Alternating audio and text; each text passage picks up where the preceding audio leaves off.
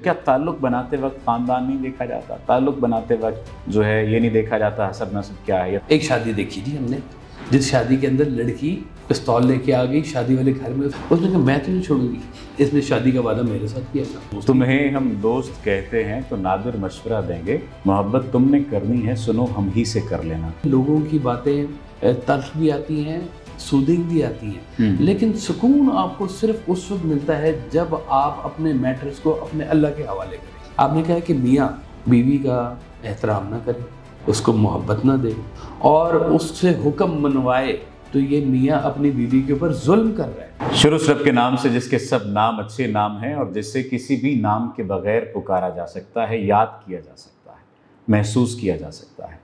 Spotlight की simple wisdom series के साथ मैं आपका मेज़बान सफदर अली हूँ और आज हमें ज्वाइन किया है जनाब साहिबजादा काशिफ महमूद साहब ने। सर आपका बहुत शुक्रिया, आपने एक दफ़ा फिर वक्त निकाला और वो सवाल जो नौजवान नस्ल के हैं, वो सवाल जो बच्चों के भी हैं, वो सवाल जो बूढ़ों के भी हैं और वो सवाल जो हमें तंग करते रहते हैं, उनको सादा से अंदाज में आप बयान करते हैं, जवाब देते हैं। इसके लिए शुक्रिया। ज़ाहिर है कि शुक्रिया का लफ्ज़ जो है वो बाज़ दफ़ा बाज़ एहसानात के बाज़ मोहब्बतों के वज़न नहीं उठा पाता, मेहरबानी वाली बात होती है। हाँ, एक जो टॉपिक बहुत ज़्यादा इस वक्त ज़ेर बहस है कि जब ताल्लुक़ निभा नहीं सकते तो बनाते क्यों हो। एक सवाल ये, दूसरा ये कि कोई मजबूरी नहीं होती, लोग आदतन वफ़ा नहीं करते। क्या वाक़तन ऐसा है कि कोई मजबूरी नहीं होती, लोग आदतन वफ़ा नहीं करते? हमने ये देखा, महसूस किया, जाना, समझा, ताल्लुक़ बनता है, ताल्लुक़ का रस निचोड़ा जाता है, रस पिया जाता है, फ़वाइद समरात इकट्ठे किए जाते हैं और फिर कहा जाता है तुम अपने घर और मैं अपने घर। लेकिन उस ताल्लुक़ के जो ज़ख्म होते हैं, उस ताल्लुक़ के जो असरात होते हैं, वो रहती ज़िंदगी तक आपके जिस्म पर, आपके दिल पर, आपके जहन पर रहते हैं। ये जो बात कही गई या पूछी गई कि सर अगर ताल्लुक़ कोई निभा ही नहीं सकता तो बनाता क्यों है, और दूसरी जानिब क्या वाकई इतनी मजबूरी होती है कि इंसान उस शख्स को छोड़ दे जिससे वो मोहब्बत का दावा करता है या मोहब्बत की बात करता है? बेसिकली तो ये देखें, बड़ा एक स्पेशल आपको केस बताता हूँ कि जो बच्चे बच्चियाँ बाहर हैं, बाहर के मालिक, उनके साथ शादियाँ करने में ज़्यादातर पीछे एक कॉज चल रहा होता है कि नेशनैलिटी चाहिए जी, बाहर सेटल हो जाएंगे, बाहर सेटल हो जाएंगे। और जब वो बाहर सेटल होते हैं तो मैंने देखा कि वो बड़े ही आराम से एक टिश्यू पेपर की तरह से उठा के उस रिलेशन को फेंक देते और वो फिर वो खातून है या वो मर्द है, वो फिर धाड़े मार मार के रोता है कि मैंने क्या कसूर किया। कोई शक नहीं, इसमें बहुत सारे केसेस आते हैं, बहुत सारे केसेस आते हैं और बड़े डिप्रेशन में लोग चले जाते हैं कि हमने इतना अच्छा टाइम गुजारा, इतना सारा कुछ हुआ। तो मैंने उनसे एक बेटी के ऐसे मसला था, बाहर होती हैं वो, मैंने कहा जी आपको पता था ये बात कि ये रिलेशन वीज़े के लिए बन रहा था? कहते मुझे शक था, लेकिन इतना अच्छा टाइम गुजरा कि मैं भूल गई।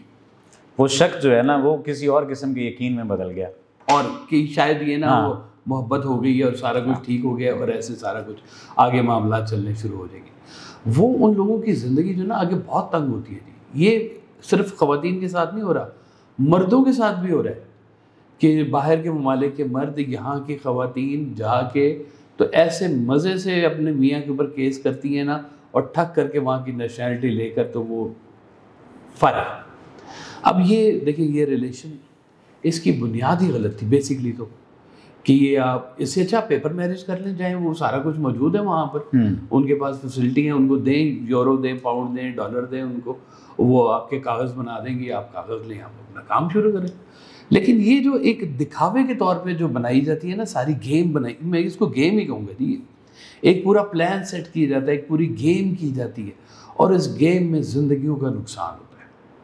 वो एक ज़िंदगी बनाने के लिए कई ज़िंदगियाँ तबाह हो जाती हैं उसके लिए, और इंसान कहते हैं मैं तो खुशहाल हो रहा हूँ ना जी, पैसे मेरे पास, मुझे नेशनैलिटी मिल गई है, मेरे डॉलर पाउंड शुरू हो गए हैं, पीछे घर भेजूँगा, ये करूँगा, वो करूँगा और पाकिस्तान जाके दोबारा शादी भी करूँगा जी मैं, क्योंकि ये यहाँ की शादी थी, ये इसलिए अब जब मेरे माँ बाप जहाँ कहेंगे मैं वहाँ शादी करूँगा। ये सारी गेम प्लान है एक। इसको किसी भी रिलेशन का नाम देना, रिलेशन के साथ जो है ना वो जुल्म है।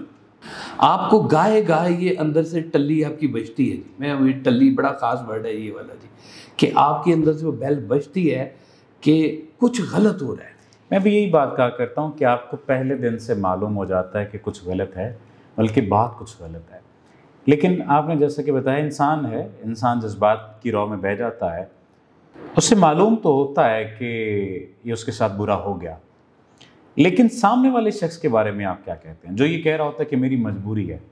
मसलन पाकिस्तानी ताल्लुकात की बात कर लेते हैं, या हम ये जो ताल्लुकात बनते हैं वो ये कि माँ बाप नहीं मान रहे, कि लड़की दो लोगों में से कोई भी ये बात कह दे कि माँ बाप नहीं मान रहे, घर वाले नहीं मान रहे, या ख़ानदान से बाहर नहीं करते शादी, या ये सारी चीज़ें। तो क्या ताल्लुक़ बनाते वक्त ख़ानदान नहीं देखा जाता? ताल्लुक़ बनाते वक्त जो है ये नहीं देखा जाता हसब नसब क्या है, या ताल्लुक़ बनाते वक्त क्यों नहीं माँ बाप? अब इस पर जिन चीज़ों के ऊपर रुकावट आनी है, हाँ, वो बाउंड्रीज तो फिर आपको खुद भी सेट करनी चाहिए कि ये मैंने इन बाउंड्रीज को मैं नहीं तोड़ सकता या तोड़ सकती, तो मुझे उन बाउंड्रीज का पहले से ही कुछ अदराक कर होना चाहिए।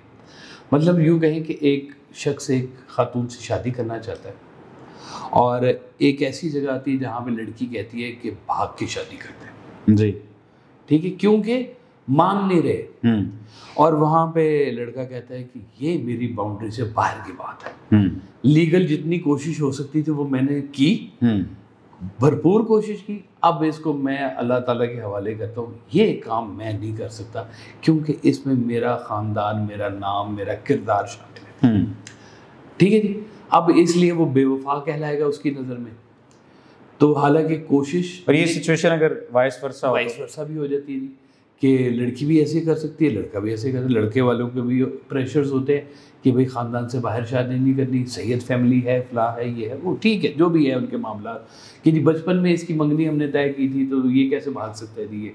तो ये सारी बातें होती हैं, मौजूद होती हैं। या तो फिर आप खड़े हों और कहेंगे जी मैं दुनिया की हर दीवार गिरा दूँगा, तो फिर समझ में आती है आप करो जो मर्ज़ी करते जाओ, लेकिन कम से कम एक शख्स जिसके साथ आप अटैच हो रहे हैं उसके साथ अटैच होने से पहले उसकी मजबूरियों को भी देखें, ज़रूर देखें।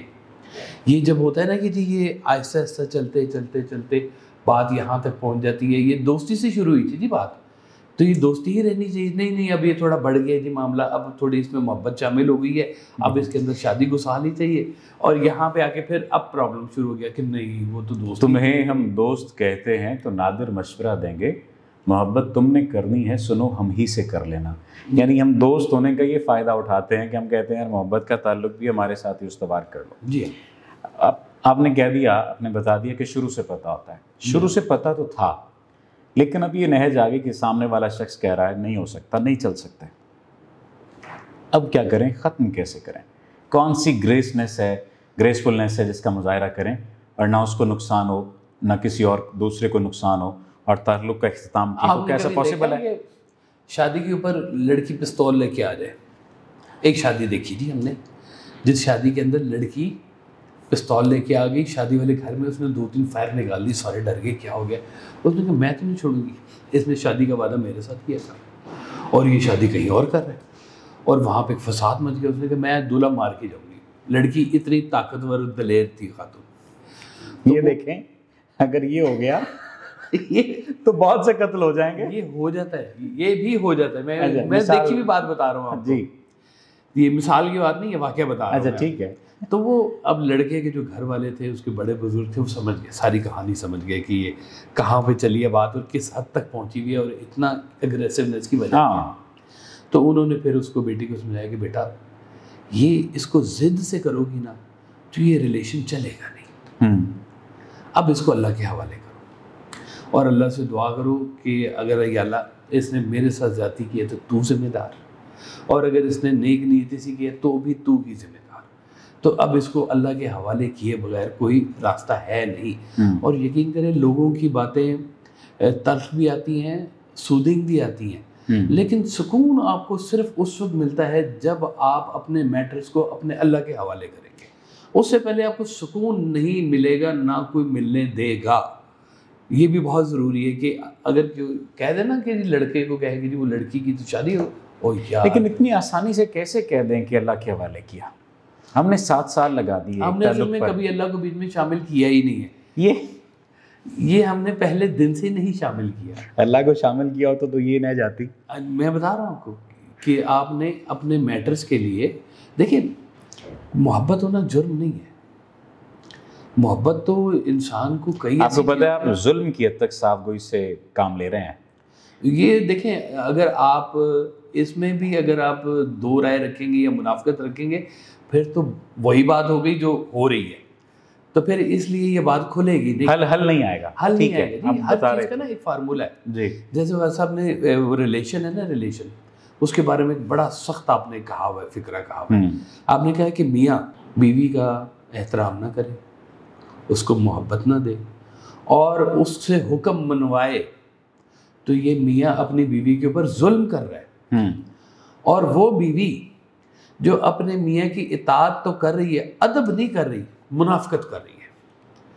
तो उठाकर देखें तो पता चलेगा जुल्म और मुनाफकत की दास्तानें जगह जगह पे पड़ेगी। कोई शक नहीं, कोई शक नहीं इस बात में। अक्सर लोग बिलबिलाते रोते हुए आते हैं कि सर ये जुल्म हो रहा है, ये तकलीफ़ है, ये तकलीफ़ है। और ये तो अभी आप शुक्र अदा करें कि ये इसमें आपका वो रिलेशन बन नहीं गया, वरना शायद बनने के बाद फिर आप यहीं पे खड़े हुए होते। कोई शक नहीं इस बात का। अभी तो आपके एक कदम पीछे है ना। अच्छा देखें, वो दिल के ज़ख्म जो होते हैं ना, ये मैं इसको बुरी चीज़ नहीं कहता, अच्छे होते हैं। ज़ख्मी जो दिल हैं, इनकी वैल्यू बड़ी होती है। इनका दिल थोड़ा सा नरम भी हो जाता है कि वो कभी किसी को ऐसे दुखी देखें तो उनके दिल में हमदर्दी पैदा होती है। हाँ यार, मैं भी गुजरा हूँ इस गली से, मुझे भी याद आ गया कि वाकई मैं भी ऐसे था, मेरे साथ भी ऐसा वाक़या हुआ था। तो सारी चीज़ें रिलेट कर रही होती हैं। लेकिन जुल्म तो वहाँ पे होता है कि जहाँ पे किसी को पता ही ना लगने दे और उसके साथ नाइंसाफ़ी हो जाए। अगर ये हो जाए तो खुद को हील कैसे करें?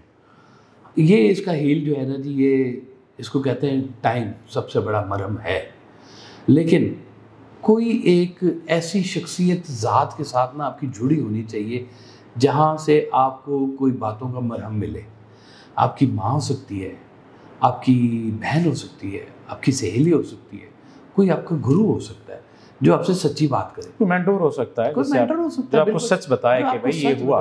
वो देखिए आईना झूठ नहीं बोलता। और ये जिनकी मैं बात कर रहा हूँ ना, ये आईने हैं। आप आईने की तरफ 2 कदम चलेंगे, वो भी 2 कदम आएगा। जैसी शक्ल होगी वैसे दिखाएगा, कहेगा कंघी कर लो, मुंह धो लो। बाज़ दफ़ा थोड़ी सी बुरी ज़्यादा दिखा देता है। चले, सच्चाई है ना, सच्चा है वो जी। तो वो सच्चा सच बोलेगा। तो ये आपको वो आईना दिखाता है कि देखो सारी गलती उसकी नहीं है, कुछ जो है ना वो मेरी भी गलती है। मेरी गलती ये है कि मैंने अपने आप को उस जगह पर रोका नहीं जहाँ पे मेरी बाउंड्री आ गई। ताल्लुक़ ख़त्म हो गया, तकलीफ़ में हम आ गए और इस तकलीफ़ में आने की वजह से सब कुछ छोड़कर बैठ गए, हाथ पर हाथ धरकर बैठ गए। हमने दिल पहले हार दिया, अब जान अब हार रहे हैं, क्या करें? ये बड़ी ज़्यादती है। ये देखें, मैं इसको बहुत वाज़ेह अल्फाज में कहता हूँ कि अपने गम को चेरिश किया करें। आपका गम है ना, ये आपका गम है, आपका एसेट है। इसको संभाल के रखें, इसको पालें अपने गम को। गम में गम देने वाले का ख्याल रहे तो गम सरफराज कर जाता है। गम में गम देने वाले का ख्याल हो तो गम सरफराज कर जाता है। तो गम की कोई डेफिनेशन ऐसी भी है कि ये तो आपको बड़ा शॉर्टकट हो जाता है बाज़ औक़ात अल्लाह की तरफ मिलाने के लिए।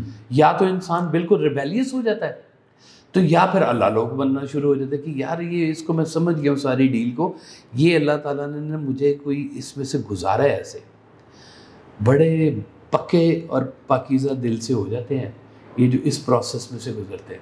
वो कहते हैं सच्चा प्यार और मीठा गन्ना वेलने से गुजरेगा, ऐसा फरमाते हैं। ना फोका गुजरेगा तो ना काना गुजरेगा, ये गुजरेगा उसमें से। तो ये जब गुजरता है ना तो तकलीफ तो होती है, रस भी इसी में ही है। जिंदगी का रस इसमें शामिल है, जिंदगी का सबक इसमें शामिल है। वो लोग बहुत गहरे हो जाते हैं जो अपने गम को गम के तौर पे लेते हैं, और जो रिवेंज के तौर पे लेते हैं उनकी तो फिर तकलीफ में रहते हैं। वो तकलीफ में रहेंगे और हमेशा ही रहेंगे, और वो बुढ़ापे तक चलती है बात, आखिरी सांस तक उनका गिला ज़िंदगी से ख़त्म नहीं होगा कि चलता ही रहेगा, चलता ही रहेगा, चलता ही रहेगा। कुछ लोग तो इसको लाइट मोड में भी ले जाते हैं ज़िंदगी को, कि यार बड़ा मज़ा आया, आज धूप बड़ी गहरी पड़ी है हमारे ऊपर, है ना। मैं पहुंच रहा हूँ इस बात को। अच्छा हुआ कि आपने ये पहलू भी जो है उससे भी हमें रोशनास कराया। ज़िंदगी लोग जिसे मरहम गम जानते हैं, जिस तरह हमने गुजारी है वो हम जानते हैं। और गालिब ने कहा था कि मुश्किलें मुझ पर पड़ी इतनी कि आसान हो गई। ज़िंदगी में से गिला निकाल दीजिए इससे पहले कि ज़िंदगी खुद गिला बन जाए। आसानियाँ मिल सकती हैं अगर उन तमाम तर तवक्कुआत को आप खंगाल कर देखें जिसमें सिर्फ तवक्कुआत शामिल थी, जिसमें हकीकत शामिल नहीं थी। तो ताल्लुक़ के आगाज़ से पहले थोड़े से हकीकत पसंद हो जाया करें। ताल्लुक़ को उस्तवार करने से पहले सिर्फ शेख चिल्ली के ख्वाब ना देखा करें, बल्कि हकीकत पसंदी से काम लें। और जिस तरह से हमने पिछले एक पॉडकास्ट में एक बात की थी कि दोस्त या महबूब, उसकी उन तमाम तरदाओं को हम भूल रहे होते हैं जब उसे हम भुलाना चाह रहे होते हैं। जब हम देखते हैं कि ये वाक़अतन हमारे मयार पर या उन बातों पर पूरा नहीं उतर रहा जो हमने बनाए होते हैं, तो फिर उसे हम नज़र से भी गिराने की कोशिश करते हैं और ताल्लुक़ से भी निकालने की कोशिश करते हैं, दिल से निकालने की भी कोशिश करते हैं, और उसकी उस अदा को जिस पर हम जानेसार होते थे भुला बैठते हैं। ऐसा ना कीजिए, कोशिश कीजिए अपने ताल्लुकात में खालिस और मुखलिस हो जाए। स्पॉटलाइट की द सिंपल विजडम सीरीज़ में आज हमने इस खूबसूरत बात को आसान अंदाज में साहिबजादा काशिफ महमूद साहब से सीखा। आप अगर कोई और सवाल करना चाहते हैं, कोई और बात पूछना चाहते हैं, तो कमेंट सेक्शन में हमसे लाजमी पूछिए, लाजमी बताइए। और बहुत सारे लोग कहते हैं जी कि किस तरह से अप्रोच किया जाए, किस तरह से बात की जाए, तो आप कमेंट सेक्शन के ज़रिए से, सवालात के ज़रिए से पूछ सकते हैं, अप्रोच कर सकते हैं। आपके सवालात को हम साहिबजादा काशिफ महमूद साहब से जवाबात की सूरत में जानने की कोशिश करेंगे। आपका बहुत शुक्रिया।